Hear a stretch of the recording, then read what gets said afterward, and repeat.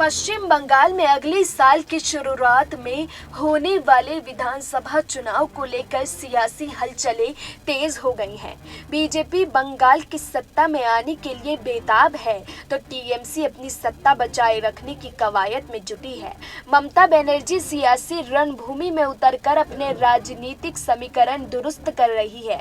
उनका फोकस उन इलाकों और जातीय समीकरणों पर है जिस पर बीजेपी नजर टिकाए हुए है। पश्चिम बंगाल में कमल खिलाने के लिए केंद्रीय गृह मंत्री अमित शाह ने इस महीने के शुरू में ही 2 दिवसीय राज्य दौरे की शुरुआत आदिवासियों के गढ़ बांकुड़ा जिले से की थी। अमित शाह के दौरे के बाद मुख्यमंत्री ममता बनर्जी ने भी बांकुड़ा में 4 दिन गुजारे। इस दौरान ममता ने आदिवासियों ही नहीं बल्कि कूच बिहार के राजबंशी समाज, 24 परगना इलाके के मतुआ समाज और हिंदी भाषियों के बीच में भी अपनी पैठ बनाने की कोशिश की।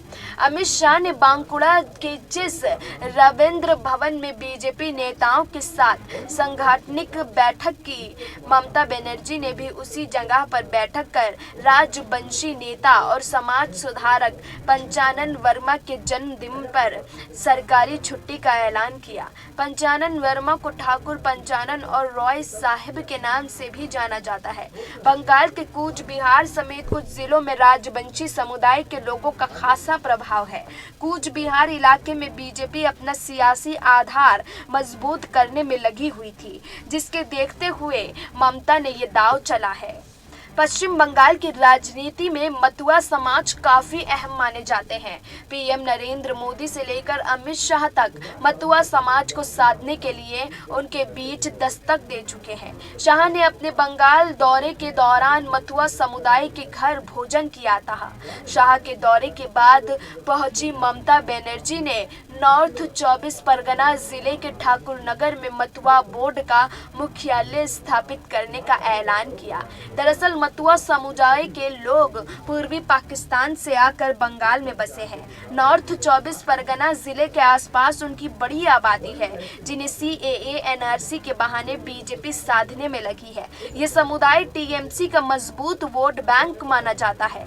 ममता को लेफ्ट के खिलाफ माहौल बनाने में मतुआ समाज का समर्थन मिला था।